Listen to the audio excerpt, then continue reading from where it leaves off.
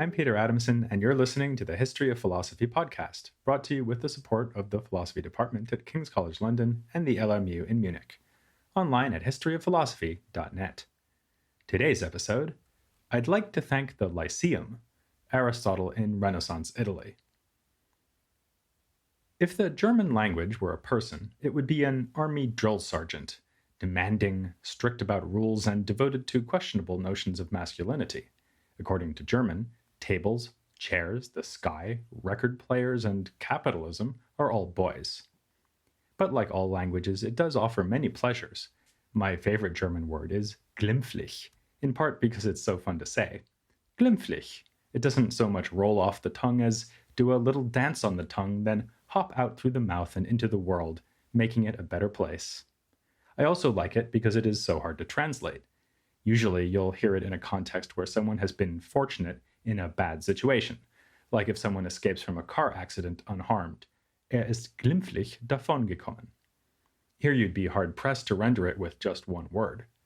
This is a phenomenon that will be familiar to anyone who has tried to render philosophical texts from one language into another. It can be tempting simply to leave tricky words in the original language, so tempting that, in an ancient Greek reading group I used to attend in London, we introduced a rule against having more than one untranslated word per session. Leonardo Bruni might have rejected even that rule as being too permissive. When he translated Aristotle's Nicomachean Ethics into Latin, he added a preface in which he explained why it was necessary to replace the medieval version by Robert Grosseteste. This older translation, he complained, was full of transliterated Greek words that would be incomprehensible to Greekless readers, which was entirely unnecessary since Latin too is a rich language, amply equipped to express anything found in Aristotle's Greek. As Bruni sarcastically comments after quoting a passage full of untranslated terms, surely all this could have been said in Latin? Does the fault lie with the tongue or with the translator? And this was only one of Grosseteste's shortcomings, whose translation displayed little philosophical understanding and less eloquence. He is, so to speak, a mongrel, half Greek and half Latin, deficient in both languages, competent in neither. If you've read some Aristotle yourself, you might be wondering why anyone would expect to find eloquence in an accurate version of his writings. The answer, as usual with Bruni, is Cicero. That Roman master of Latin eloquence had commented that Aristotle's writings were distinguished for their elegant style. When he said this, Cicero had in mind not the rather technical school treatises that survive today, but now lost works that were aimed at a wider audience. Not realizing this, Bruni managed to convince himself that Aristotle's treatises are beautifully written, especially the Politics, which, Bruni said, contains almost no passage without its rhetorical glitter and flourish. He duly exerted himself to render Aristotle into fine Ciceronian Latin. I already mentioned in episode 330 that Alonso of Burgos was unimpressed by the resulting version, which he found inexact.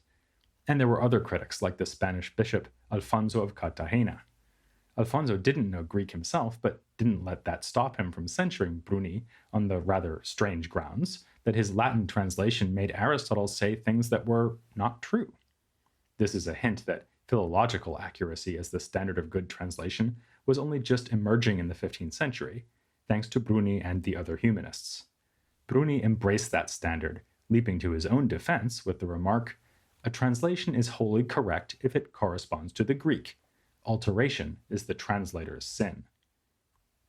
The spread of this approach to translation is also shown by Giannozzo Manetti, who studied with Bruni.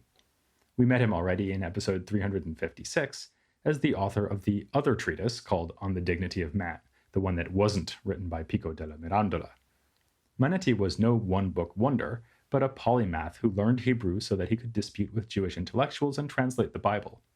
If Bruni had to justify his choice to improve on Grosseteste, Manetti most definitely had to explain why he was giving the world another Latin Old Testament, even though the sainted Jerome had produced one in antiquity. Manetti wrote a whole treatise in defense of the project, which listed many errors in Jerome's version and also defined good translation practice more generally. Under the influence of Bruni, he complained about clunky and misleading translations that replace individual words in the original text with Latin equivalents, rather than seeking to capture the sense in an elegant and accurate way. The translator must follow a middle path, neither wandering too far from the work taken for translation, nor clinging entirely and completely word for word to the original authors, but hewing to a middle and safe way. This policy went back further than Manetti's teacher, Bruni, to Bruni's own teacher, Chrysolorus. This Byzantine emigre scholar encouraged an ad sensum rather than ad verbum method, that is, trying to capture the meaning and not the words. But as Manetti himself implies by endorsing a happy medium between free and exact translation, the ad sensum technique could also be taken to extremes. Reacting to the output of another Greek emigre humanist, John Argyropoulos, the 16th century Aristotle translator Francesco Vimercato commented that if the medieval versions were too literal, the humanist ones were too free. For Vimercato, a middle approach could retain technical terms from scholasticism, some of which were indeed so useful that they remain in use by English-speaking philosophers. We still use substance, Latin substantia, and alteration, Latin alteratio, which he endorsed as translations of the Greek words ousia and alaiosis. And Vimercato made another point I find convincing.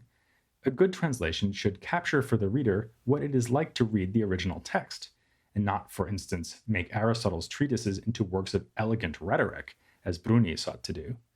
Instead, Vimercato sought to mimic Aristotle's dense and compressed style, so that he might appear the same to those speaking Latin as to those speaking Greek. We usually think of Italian humanism as a movement away from the Aristotelian interests of medieval scholasticism, distinguished by its recovery of Plato and Hellenistic authors like Lucretius. But as we can see with the case of Bruni, the humanists felt that Aristotle too had to be recovered, in a sense, saved from his medieval translators and hidebound scholastic interpreters. After learning Greek, Poggio Bracciolini was thrilled to discover the real Aristotle hidden beneath the Latin Aristotle. He wrote, "I am becoming acquainted in his own language with an author who is practically speechless and ridiculous in translation." And he said he wanted to drink in the Greek greedily so as to escape those horrid translations. And soon enough, it would become much easier to imbibe Aristotle in the original vintage. In the time of Bruni and Poggio, reading Aristotle in Greek, or Latin for that matter, meant reading a manuscript, but by the end of the 15th century, there would be printed editions of his works. This was thanks above all to Aldo Manuzio, usually called by the Latin version of his name, Aldus Manutius. Manutius was a member of the circle gathered around the precocious, and let's not forget, rich, Pico della Mirandola. He also associated with Ermolao Barbaro. You might remember Barbaro as the recipient of Pico's irony-laced defense of barbaric scholastic Latin. But more relevant here are the informal lectures that Barbaro gave on Aristotle in Venice. By 1500, Venice was already a major center of Latin printed editions. Now, inspired by the philosophical interests of Pico and Barbaro, Manutius undertook to print Aristotle's works in the original Greek, a project of great scholarly significance which would hopefully make him a nice pile of money in the process. Not just Aristotle either. The Aldine edition of Aristotle also included work by his student Theophrastus, and the project went on to print Aristotle's late ancient exegetes in the original Greek. Commentaries by Ammonius, Philoponus, and Alexander appeared before Manutius died in 1515. He also printed a Greek grammar written by Theodore of Gaza and works by Latin authors, notably the collected works of Poliziano, as well as Italian literature like Dante and Petrarch. As that last detail shows, Manutius's achievement was very much a part of the humanist movement. He collaborated with no less a humanist than Erasmus, who stayed with Manutius and saw his translation of Euripides put out by the Aldine Press. Manutius also consulted with humanist philologists to establish correct Greek texts. Actually, the printed versions wound up with many errors. Still, this was a pioneering attempt to usher Greek into the world of printed editions, much as the humanists sought to spread knowledge of Greek through the world of Italian scholarship. To give you a sense of just how innovative the project was, I need only mention that Manutius had to commission a special typeface for Greek, which was handmade for him by a goldsmith. The font, which imitated a cursive italic script, would make the Aldine text distinctive and recognizable, even once other printers started printing in Greek. Or, at least, it should have. In 1503, Manutius had to issue a warning to buyers not to be fooled by knockoff editions using an imitation of his typeface. As exciting a breakthrough as it was to have Aristotle printed in Greek, we should not imagine that Latin translations of his works became irrelevant in the 16th century. Though Greek was sometimes taught at the universities, it was only a handful of committed humanists who achieved true mastery of the language. As the scholar Paul Grendler has commented, Greek failed to find a secure place in the curriculum because it only served the needs of Latin culture. So the vast majority of readers still had to consult Latin translations. Charles Schmidt, the leading expert of the reception of Aristotle in this period, calculates that fewer than 10% of 16th century works about Aristotle quote him in the original Greek. In this respect, then, the Aristotle of the Italian Renaissance was not so different from the Aristotle of medieval scholasticism. Mostly, he still spoke Latin. In other respects, though, Aristotle was a changed man, changed in part by the company he kept. The printing of late ancient commentators and their increased availability in Latin translations meant that Renaissance interpreters were closer to being in the enviable position earlier enjoyed by the circle of Anakomnene. They could survey the whole history of Aristotelianism and write commentaries that built on and responded to the earlier commentaries made in late antiquity and Byzantium. And, like the circle of Anakomnene, they explored areas of Aristotelian science that had been largely ignored in the medieval Latin tradition. Theophrastus's works on plants added botany to the menu, and Aristotle's own zoological works were consulted as never before. A central aspect of Aristotle's original project, his empirical investigation of the natural world, had been relatively unimportant to the medievals, with occasional exceptions, like Albert the Great.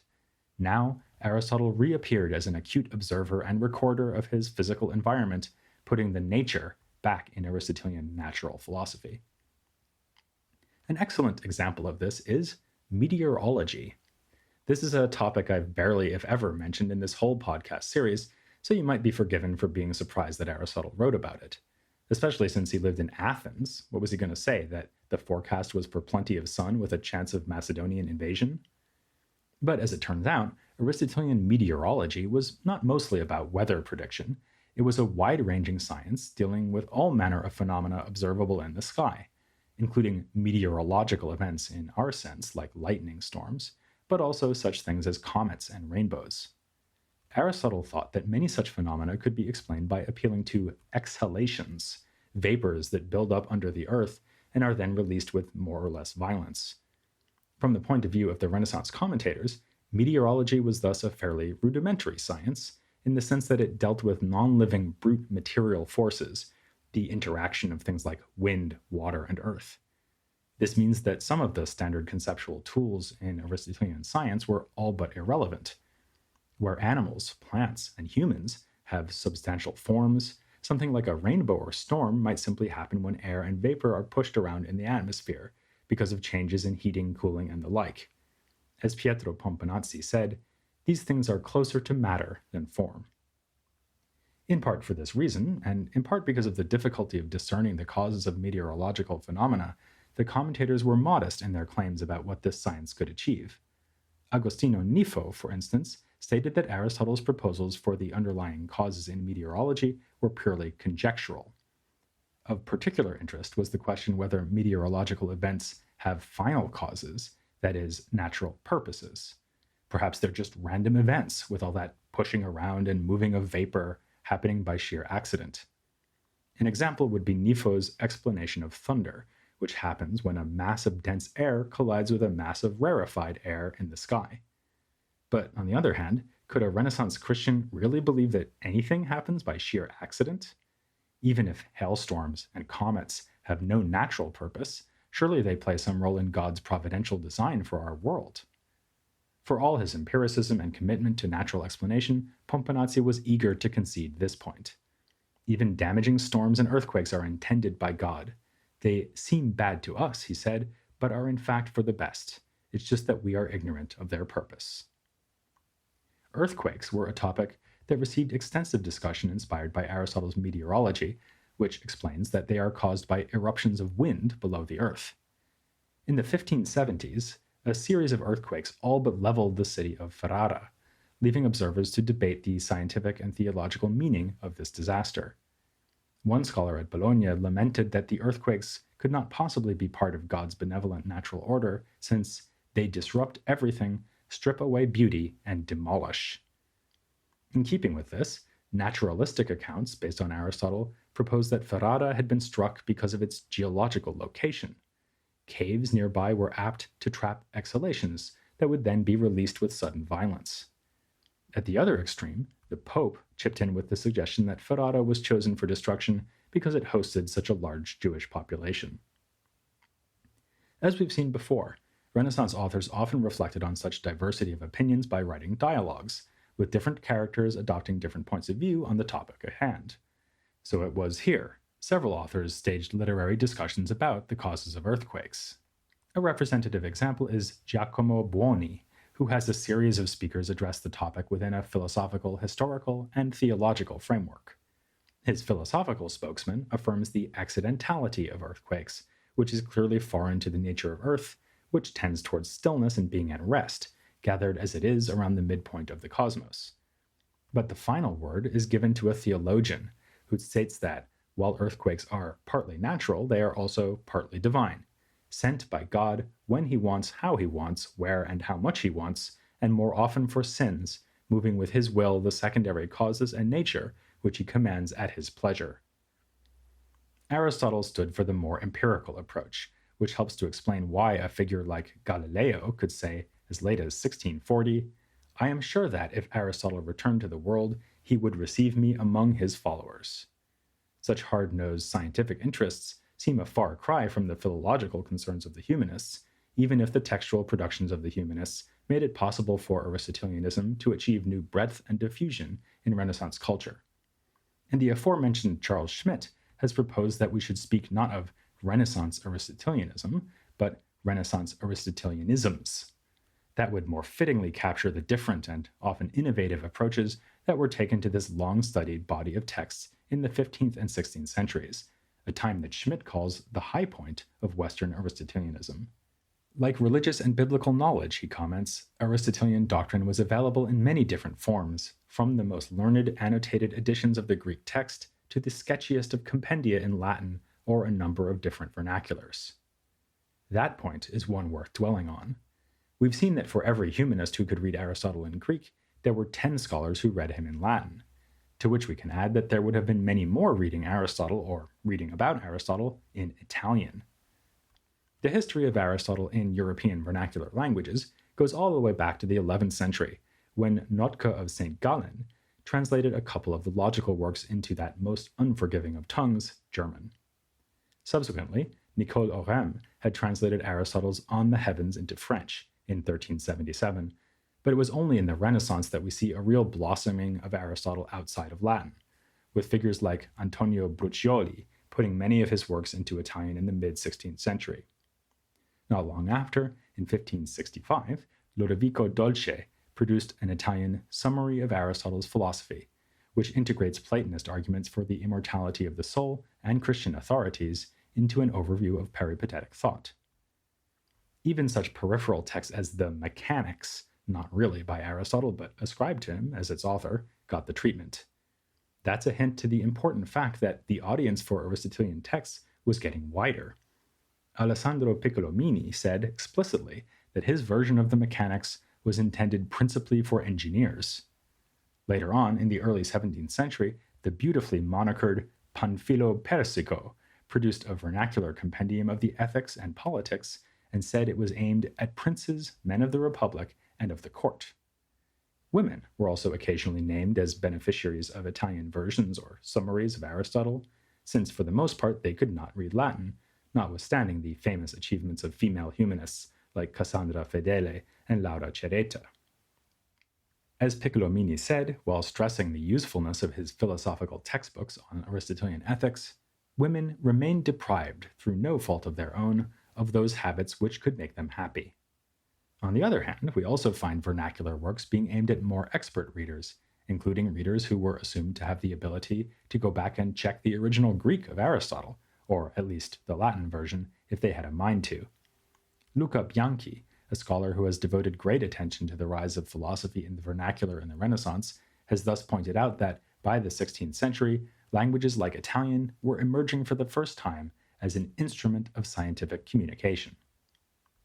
Still, it would not be wrong to see vernacularization as a trend towards the popularization of philosophy, and Aristotle in particular. The vast majority of vernacular works devoted to him were not, in fact, translations of those works, but summaries, paraphrases, and original dialogues or treatises like the ones we just discussed dealing with meteorology. Elite scholars were not necessarily thrilled by this development.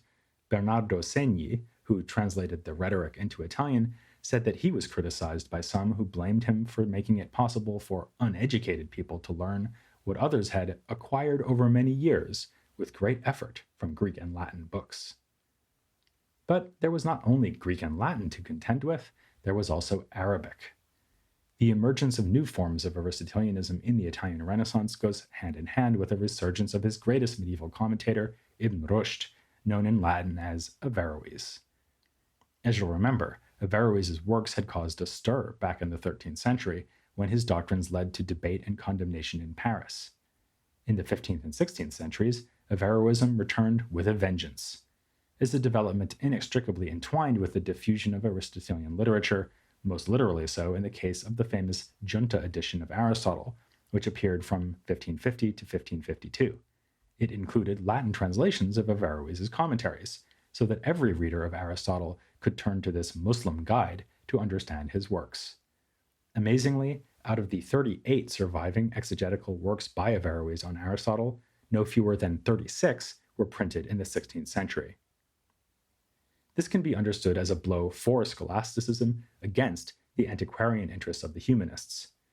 As Tommaso Giunta said in his preface to the edition, the humanists prized only classical languages and ignored contributions from the Islamic world. Our age, he wrote, accepts nothing and admires nothing coming from the despised and contemptible teaching of the Arabs, unless it knows it to have been transmitted to us from the Greek treasure house. But we're not going to make the same mistake. In episodes to come, we'll be surveying distinctive developments in one particular type of Renaissance Aristotelianism, the one that carries on most directly from medieval scholasticism, and once again dares to entertain the notorious teachings of that outstanding commentator Averroes. But before we turn to that, we'll be joined by an outstanding Aristotelian commentator of the present day, David Lyons. He'll be joining us to speak in a vernacular language of his choice, and let's hope it's not German, about the reception of Aristotle's ethics in the Renaissance, here on The History of Philosophy Without Any Gaps.